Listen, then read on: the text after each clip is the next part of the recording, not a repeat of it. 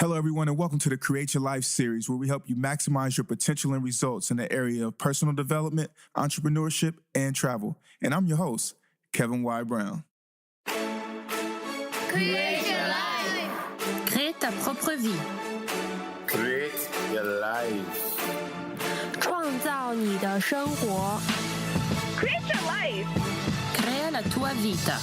Create your life. Ontstop jouw leven. You better create your life. Create your life. Create la vie. Create your life. Create your life.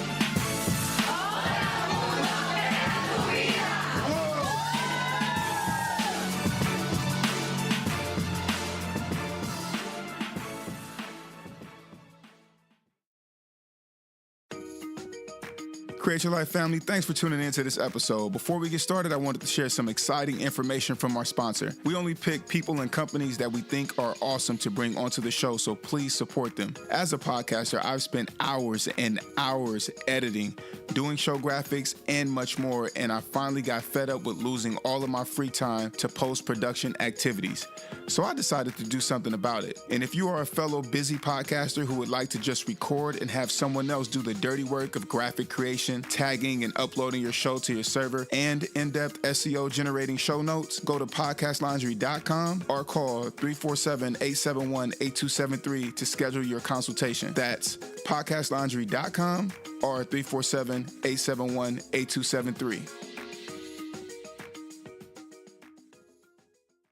Beautiful people, this is the Create Your Life series. I'm your host, Kevin Y. Brown, and today we have an amazing guest, someone that I've had the opportunity to meet at the Podcast Movement Conference and really get to know, and she's an amazing co-founder of the Creators Group and the director of Creator Relationships. She's in charge of constructing a system where creatives have freedom to do what they do best and build strong relationships with impactful brands. Raised in an entrepreneurial family and creative background, it was in her blood to trailblaze her own path, and that is what she is doing. However, coming from a culture that is risk-averse, she makes strides to set a precedent for Asian women to define for themselves their own sense of success, to take risks, trust their instincts, and act boldly. Without further ado, Create Your Life family, I am talking about no one other than Miss Jeani Joong. Jeani, please say hello to the Create Your Life family. Hi, everybody. Thanks for having me. Oh, my pleasure, Jeani. You are absolutely an amazing person, and you have a beautiful spirit. I want to jump right in and just ask you, can you tell us about your entrepreneurial journey and getting to where you are now?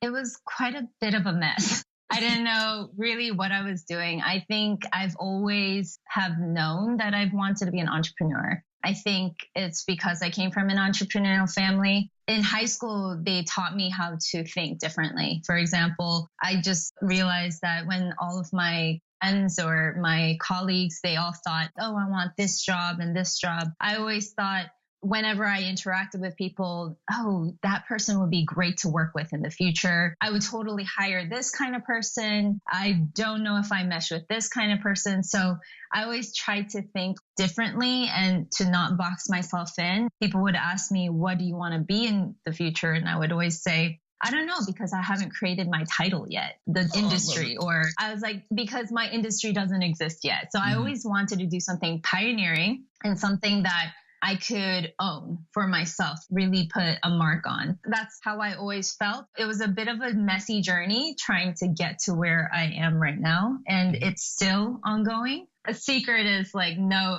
entrepreneur really knows what they're really doing. Half of it is in the dark, trying to figure it out, being confident and trusting their own instincts. I started out in college. I went to a design school because I really wanted to have design thinking to break outside the box. I also did a product management course that led me to a startup experience with a really successful startup in Arlington, Virginia.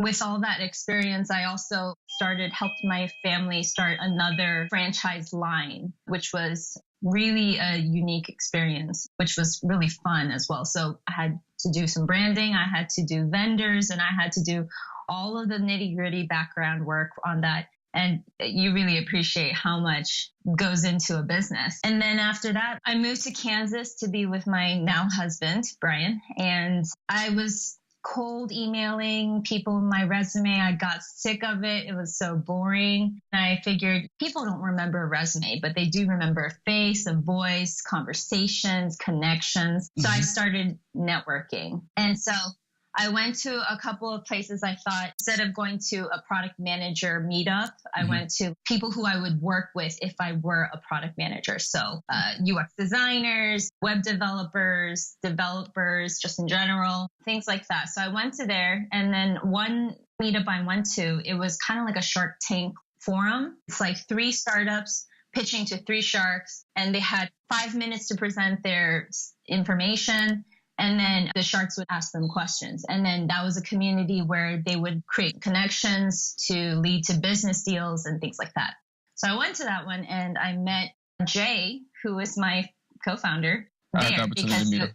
Nice guy. Yeah, he's an awesome person. He was the MC. They were talking about him and introducing the MC, and they were saying, this guy, he's only 25. And he already sold a successful business in the conference area. He now owns a baseball company. He owns a rap company. He also owns a little tech company that he's trying to create. And I was like, okay, who is this guy? I really want to pick his brain. I met him and I said, do you have a tech background? And then he said, no, absolutely not. I was like, so how are you getting all of these people to work for a tech business without any tech experience? And so he was like, let's talk later. And I was like, okay. I shared him my ideas for what I wanted to build. And I said, hey, I'm looking for product management or any kind of opportunity that might be interest to me. So since you have an ear down in the tech industry, give me a call or shout out. And not 72 hours later, he emails me and he says, okay, so I don't have a tech job for you per se, but I do have an opportunity that I want to present to you. So he pitched to me this idea of kind of like a media content creation company that he was like, here, what do you think of this? And so he sent me what the idea was. And I was like, not many people have capitalized in this area. There's a lot of opportunity here. There's a lot of place for growth. Maybe only a few people in the industry has tried to capitalize on this growth. There's huge growth of influencers, Instagram influencers, YouTube influencers, and then no one's really managing them or trying to create content for them or making it easier for them to create content. That's where we started about a little over a year ago. And I haven't looked back. You guys have a pretty awesome team, actually, because there's a few of you that were there at the conference. So it started out with just 3 people. Jay and Jack were talking. He was like, can I follow you like Gary Vee? And Jay was like, no, but let's turn that into a business idea. And then he talked to me and he was like, Jack, I think I found our 3rd co-founder. And so we all kind of just bootstrapped it and just tried to create businesses with local businesses that we really cared about or we thought were doing something really fantastically different. And then we wanted to give them a voice, basically turn up the volume on what they were doing. That was a year ago. It has evolved a lot. Now we have Betty, Rachel, we have Parker working with us. We also have Nia. So we've grown into more than twice the size. It's like, give and take. People flow through, it doesn't fit for them. It's not easy trying to find good people or the right people. Give us a couple of tips on how you guys went about expanding the team or what you would look for in a person before you qualified them to come on board. I think emotional intelligence is a lot more important than intelligence itself. Wow. EQ over IQ all the time. You could be the smartest person in the world, but if you feel like you have a God complex, it's very difficult to work with that kind of person. Definitely EQ over IQ. Another thing is we try to hire slow, fire fast. I tend to enjoy letting people exit themselves. Like, people tend to weed out themselves. So we try to be really wise about how we let go. We give them opportunities to step up to a situation. And if they don't, then they tend to usually bow out anyways. If we say, hey, in 3 months, I want you to reach these goals. If you do, then we'll give you benefits or whatever, or some kind of pay agreement. And then if they don't, then usually they say, hey, they found a different opportunity or they enjoyed working with us, but this is not really the right fit for them. I tried to create opportunities for them to really step up to their moment. And then if it's not on the same page, it's not on the same page. Perhaps it's wrong timing or whatnot. Right. It's not the right brand for them, which is fine. And we try to look for someone who is hungry, not on survival mode. Hunger versus survival is very different. That is true. Hunger is someone who is hungry for more than just the money, the short term. Mm-hmm. Hunger is something that's driving them and something that really feeds their soul. Whereas survival mode is someone who needs money for short term. Everybody to their own. But right now, what we need is someone who's hungry, not in survival mode. You have a history of being bold and thinking outside of the box. And when we had the opportunity to talk, you really touched on something that I thought was important and that you made me even more aware of. And that was more Asian women in the C-suite and heading businesses. For you personally, growing up in an entrepreneurial family, how and why is this so important to you and a part of your personal mission? I got really lucky that I grew up with so many strong women in my family. I'm Korean and Chinese. I have assumption that there's a lot of Korean families or Asian families in general, that have a very defined idea of success. And usually has to do with reputation and how much money you make and bragging rights to their children. So it's a very shame culture, not a guilt culture. I heard this from someone. American culture is very guilt culture in the sense of if you do something wrong, it's shame on you only. Mm-hmm. But in an Asian culture, if you do something wrong, it's shame on your whole family, not just your shame. It's your whole family's shame and anybody you're attached to. And so it's very, very constricting into like freedom to create, freedom to explore ideas and things like that. I read about some of the things. There was this Ivy League gentleman from Korea who came to study. He got a job offer from one of the big 6 accounting firms in the US, and he was building something inside his dorm. And I forget what it was. I think it was like Groupon or something equivalent to that. And they were building it out. But when his parents found out, they said, you will quit and stop goofing around, or we will basically take you back to Korea.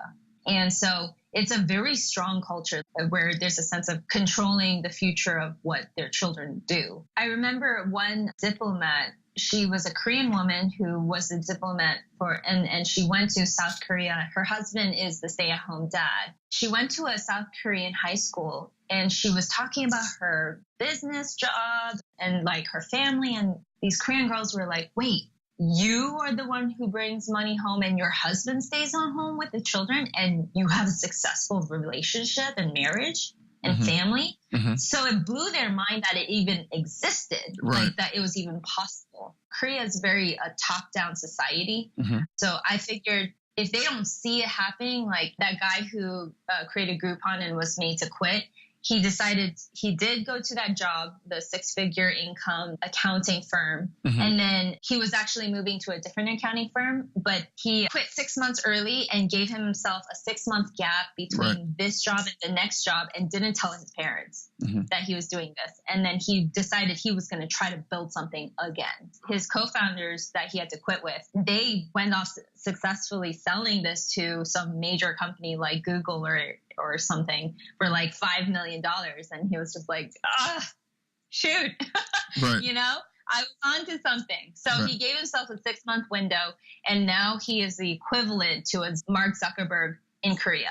He met the Korean president and the Korean president said, we need more people like you. But it's not easy because the whole society is basically against them taking chances, which is ironic because most of our immigrant parents come with like $5 in their pocket and start a company and business with no English to them. So it's kind of ironic because they are very risky with themselves, but they don't want that for us. I really wanted to build Asian women up by trying to be successful, not only for myself, but I have never seen a lot of Asian women that are successful or on Time magazine or on TV or as a superhero. It affects your mentality on like what you think is possible. So that is why I really wanted to encourage and showcase a lot of strong Asian women who are able to think outside the box, who doesn't have to go to doctor school to get a doctor husband, but to be a doctor themselves, not just an MRS degree. And then they go home and have children and vicariously live through their kids, but really try to have the best of both worlds. You know, I'm not saying staying at home is a bad thing. It's a full-time job. It's really hard. I'm not saying it's for everybody. A lot of Asian cultures say it's for all women to just stay at home and be a home taker and provide children and things like that. There's still a lot of that thinking underneath. Wow, Create Your Life family, I hope that you are really enjoying this episode.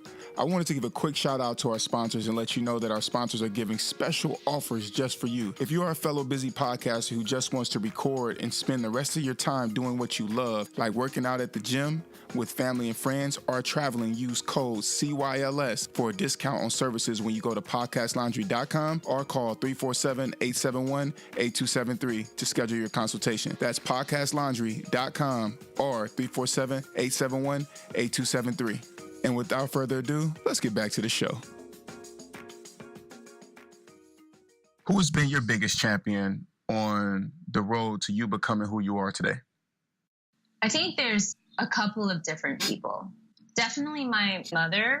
She is very entrepreneurial and she's very gutsy. She takes a lot of bold risks. She used to drive to New York every 2-3 weeks to get all of her jewelry goods, and she would memorize everything. I remember she was in a really bad part of DC when she opened up her jewelry gift shop. And I remember a story she told me. She said, I got robbed by a gunpoint, and she could read people. So she was like, the leader, he had a heart though.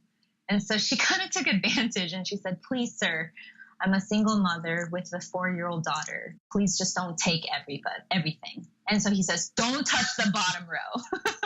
At gunpoint, right? So she says, please just don't take everything. And he says, don't touch the bottom row. And someone tried to be greedy and he was like, don't touch the bottom row. He made him put it back. At that time, DC cops were not that, they were pretty corrupt. So she knew she wasn't going to get it back.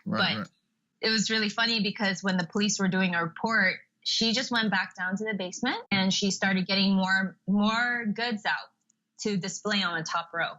And the cops was like, wow, most women are, or most people just in general are just completely like undone and, you know, crying and sobbing. She's like, I got to make money. I got to support my family. What's the other option? That's her spirit. That's something that I always will remember. What's the other option? You can't break down. You have to keep pursuing. Another person I think would be, Jay. He and I really click. We are each other's sounding boards and the way we think is very different. Like my mother's a very traditional businesswoman and she's very successful. I gave him an example of a food truck, which is kind of killing my mother's cafe business and she hates them.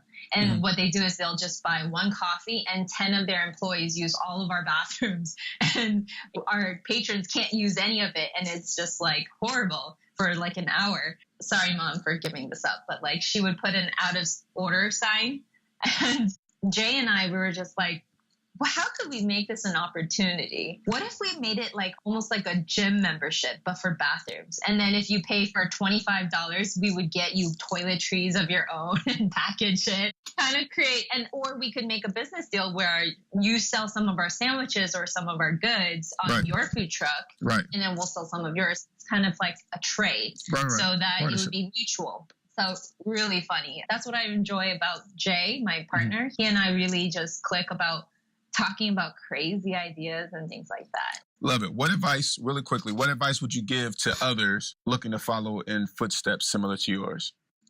Trust your instincts even though they're wrong. Don't be afraid of failure. Get over that failure fear. I cannot tell anybody enough how paralyzing it is to be in the fear of failure. And it took me a really long time. Even though I didn't know if it was right or wrong, I had to do it because that's how you sharpen your instincts. Like test if you're right or wrong and learn from it, right? If you don't, then you will never know if your instincts were right. You won't be able to get sharper. Also, try to find people who believe in you. My mentor, Jocelyn, she was my teacher and she's like, I'm not going to tell this to everybody because it's not for everyone. But she said, Jean, start your own business. Just do it for 18 months. Don't get a real job. And then I was like, you think I'm ready for that? And she was like, absolutely. She said to me, which was like really encouraging. She was like, I can't wait for the day that I will work for you. And I was like, you work for me? You really believe in me that much? And she was like, absolutely. Surround yourself with people who believe in you. But most of all, you have to kind of believe in yourself. Last question before we jump into the dolphin tank. If you weren't doing what you're doing right now, what would you be doing? Career or hobby or anything that you've always wanted to do?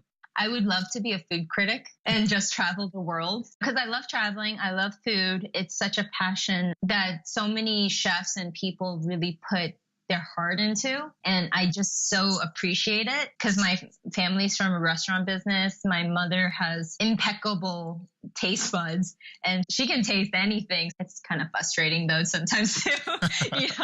I really appreciate the art of how people put food together. And I love traveling because I would give people advice to travel as soon as possible. If they're high school students, take a gap year and travel because traveling will meet you where you are in your life and it'll teach you so much of yourself and open up so many different perspectives. And I think perspective is going to keep you humble. Perspective is going to make you grow. Perspective is going to change you. And so I would love to do that in my later life or just now. I mean, I'm working on doing that all. And then I love dogs. So I would board dogs or I would get an animal sanctuary.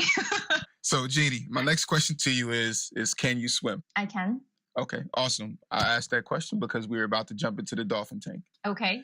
Okay, so this is rapid fire questions. First question, What are your goal setting methods and how do you measure or make sure that you are growing each year? I try to be agile with that though. So I try to make a goal and then work backwards from it on how to do that. Like whether it's milestones, right? It's kind of like Scrum management where you set a goal. Okay, so let's be the most impactful brand in all of Kansas. And so you say, how do you do that? Right. And you break down what that would look like.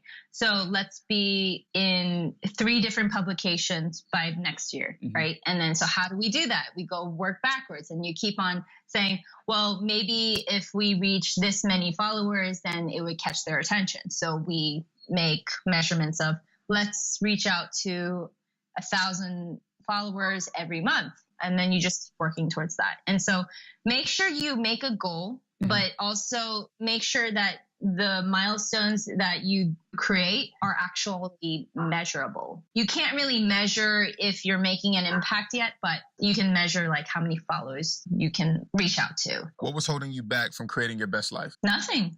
Myself, right? That's usually the answer. You're at a place where you are and you have to get over things and you just have to tell yourself that this is just an obstacle that you have to get over and go for what you really want. Top tech that you're using to make your business run smoothly? Slack, also Studio Binder, and Monday. Favorite quote or motto that you live by? There's so many. I can't really think of one particular. Can I come back to this one? Yeah. Okay. Favorite or most impactful book that you've read? Cradle to Cradle. It's a book about sustainability and it's telling designers, because I'm from a design background, when you create something for 7 generations. That's a Native American saying. 7 generations from now, what would they say about our generation? So Cradle to Cradle is telling designers and architects and anybody who creates things the intent to not go from cradle to grave, from creation to trash, cradle to cradle. So go back to recreating. So what if we could create a biodegradable cup with like nitrogen so that if you literally litter, then it would be fertilizing wherever it landed. So small ideas like that made me really rethink the way that I want to design or build relationships, companies, businesses, things like that. 3 jewels you would tell someone looking to create their best life? Know yourself. Get over your fear of failures. Trust your instincts even if it's wrong. Coming back, favorite quote or motto? I would say something on the lines of don't be afraid of failure. It's a learning tool. Thomas Edison, he did over 1,000 experiments in order to create the light bulb. People were like, are you crazy? Why would you keep on doing that? And he was like, if I didn't, then there wouldn't be light. There wouldn't be light bulbs. So like if he did give up. So perseverance. Absolutely. What's next for you? I'm going to focus on Creators Group really strongly. On the side, I'd also like to try to write and maybe create stories that showcase Asian women. So maybe create movies that have more diversity in it, and maybe an Asian version of Black Panther. I don't know. So different things. I'd like to have different outlets. Okay. And how can we keep in contact with you? You can follow me on Instagram at JEANI0, or just watch what Creators Group is doing, CREATORSGRP, and see what we're up to as a company. And that would be great. Awesome. So now we're at the point in the interview called the turnaround. And so what the turnaround is you get to ask me any 3 questions and I have to answer. My only request is that you be gentle. Okay. Can it just be fun questions? Fun. It's up to you. You're in charge. Okay. I'm assuming you've traveled a lot, Kevin. I've seen a bit of the world. If you were to be reborn again, just based on cuisine, what country would you have to be born in? Based on food? Yeah, based on food. You can eat it all the time. I love Thai food, but Mexican food is my favorite. But I also love Black American food. So this is hard. So it's almost like putting me in America because you can get all 3 here. Oh, man. So you would have to be half or a quarter Thai, yes, and then a quarter Mexican and half Black or something. I would have to be all of the above because the food is just too good. California is really Mexico. So the Mexican food there is the best. Second question. What was the moment when you got over your fear of failure? Wow. Exact moment. I mean, there were so many different times where, you have this idea of what can go wrong in your head and then you have to push past it. I would say moving to New York. I had a tough time here at first, and being able to just continue to push forward, move through it. Fearing failure. College was something that I wasn't sure of how to navigate and stuff.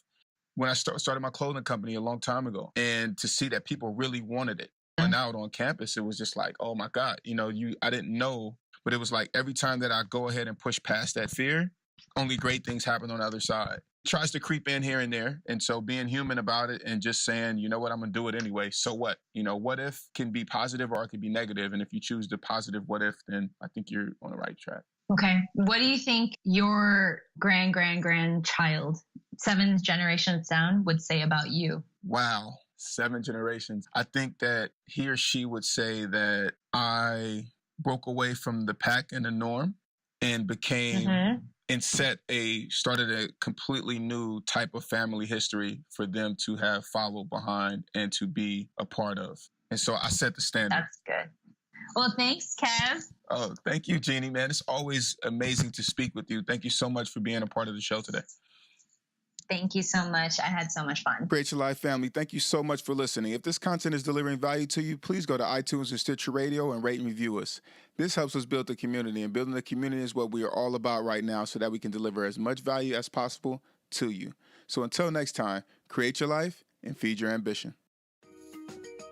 This episode was brought to you by PodcastLaundry.com. I love Podcast Laundry. It provides a real solution to free up my time, and time is the only resource that we cannot get back. Podcast Laundry was created with love to help other fellow busy podcasters free up time so that they could do more of what they love, whether that's traveling, time with friends and family, or working on other ventures. If you want to free up your time, then have Podcast Laundry do the dirty work of note-taking, graphic creation, editing, show tagging, and uploading for you. Go to podcastlaundry.com or call 347-871-8273 to schedule your consultation. And remember to use code CYLS. That's podcastlaundry.com or call 347-871-8273.